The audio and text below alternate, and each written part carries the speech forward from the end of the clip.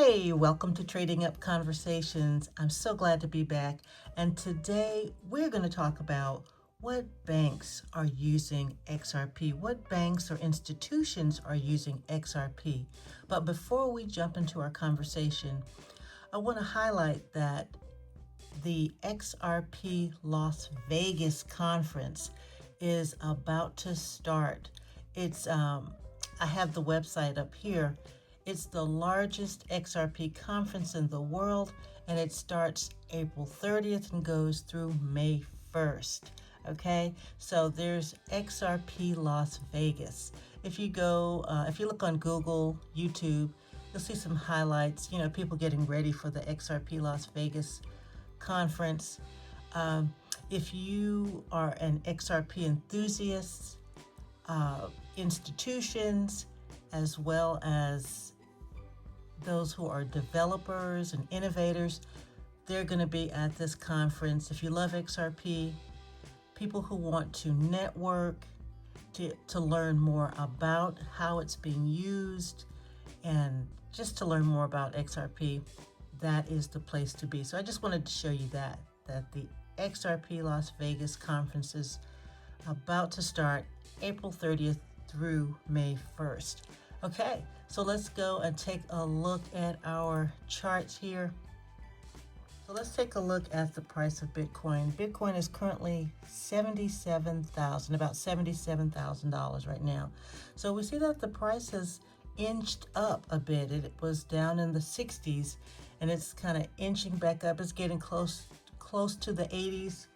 I do suspect that with all that's happening in the crypto market, that it looks like we have hit a bottom. If you look at my chart down here, around the 60 level, it looks like we've come in for a bottom, and that Bitcoin appears to be inching its way back up. Okay, so let's take a look at XRP. All right, XRP has been trading in a range. It's been trading in a range, went as low as 111, 112, and it's just been hanging around that 130 to 40 range for a couple of months. And there's a lot happening. With Clarity, we've heard recently that there is going to be, the Clarity Act is going to be passed in May. So we're looking forward to that, as well as when you take a look at this XRP price, and I show the XRP price, it's at 137 right now. There is something new happening with XRP each and every day. So many partnerships, so many banks using XRP, so many partnerships, just so many amazing things happening with XRP. Can you believe that price is $1.37? Well, I do believe that there is a reason for that price remaining as low as it is.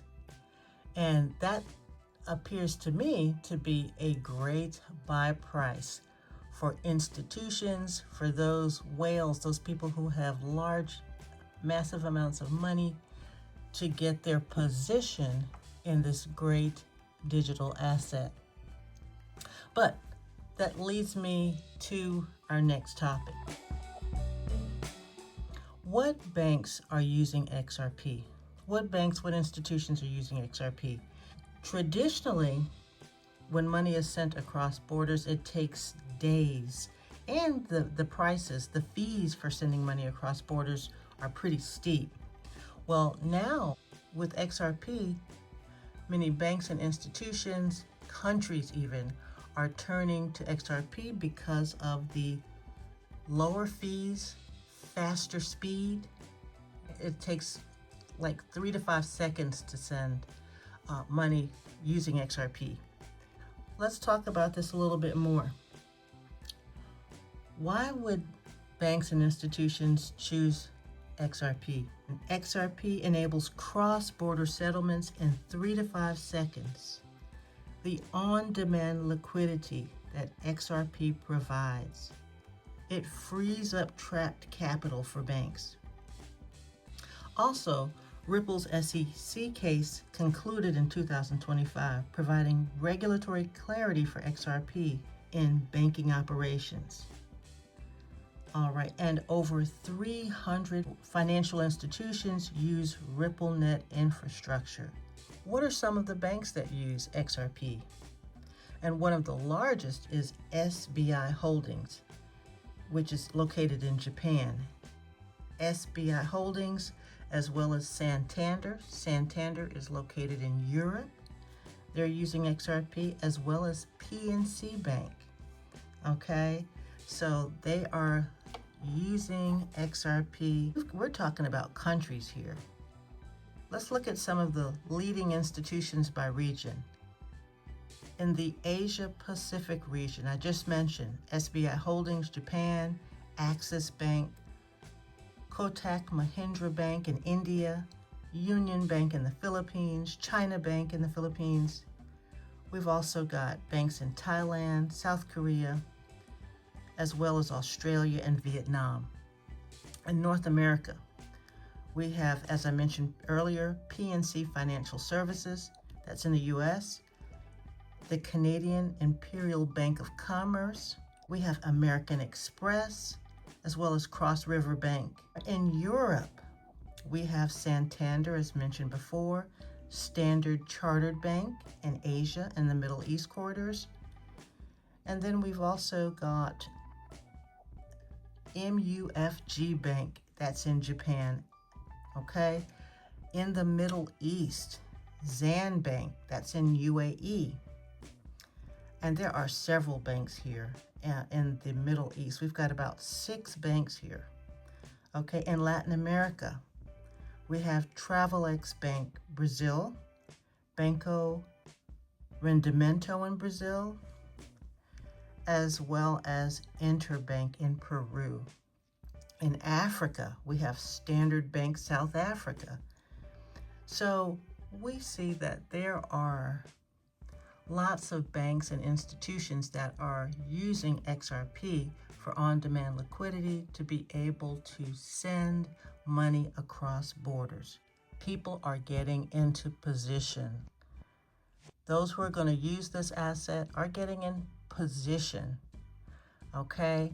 And I'm sharing this information because oftentimes retail investors, which include general everyday people, when they see low prices, when we see low prices like that, sometimes fear takes over and we sell assets when the price goes down.